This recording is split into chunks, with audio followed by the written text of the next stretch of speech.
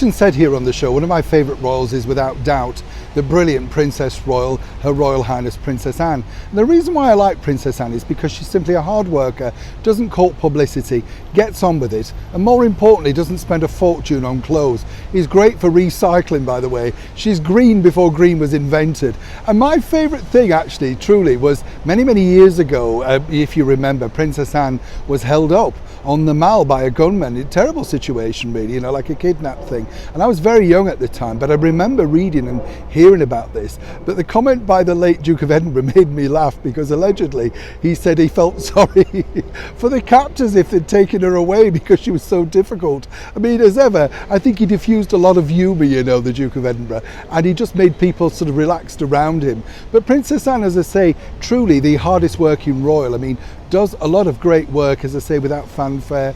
I told you before, she's a big fan of like lighthouses. That's one of her hobbies. And as we know, she loves her horses, like her mother, Her Majesty the Queen.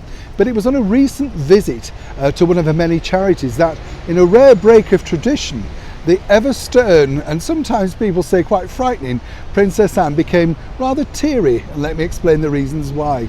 Well, she was addressing this particular charity. They were obviously thrilled to have her there. Now, I myself have produced quite a few events for royals, including a very special luncheon for Princess Anne at the Savoy Hotel. You can see that particular picture at the side there. Nerve-wracking, let me tell you. The thing around my neck was a headset because, you know, we had to keep in close contact with everybody because, you know, obviously she's a senior royal. She was absolutely divine, so friendly, so welcoming to everybody. Truly loved working with her, and subsequently since, you know, interviewed her. Great fun. I must tell you, I don't know if I've told you this story before, but a funny story. She came into the studio for an interview, and you know, she went into the green room and they closed the door, and I'd forgotten. So I barged in, and she was having her makeup done, and I just said, you know, like you do, "Oh, I didn't realise you were getting your slap done, sorry."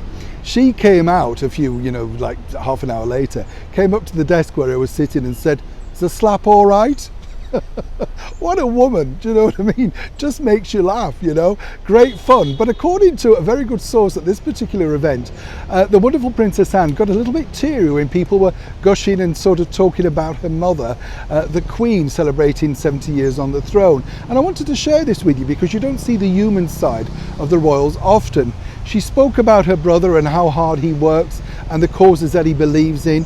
We're talking Prince Charles here, His Royal Highness Prince Charles, and it's nice for us to sort of go off record and speak like that. And I really wanted to share that because, as I say, you know, normally you don't see much emotion from her. She's like the Queen. She believes in delivering and being respectful and, more importantly, professional. But Princess Anne, as ever, is human like the rest of us, and at times, you know, after a long day, or someone says something that just triggers the moment, then of course you can catch that person off guard. Now, I don't know about you, but for me, Princess Anne at the Platinum Jubilee is very much well worth watching because she truly is the heart of the monarchy.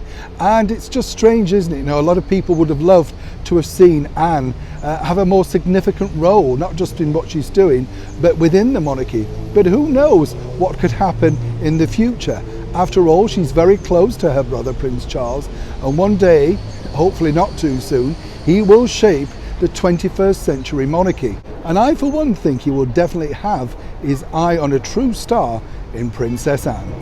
Neil Sean in the very heart of London.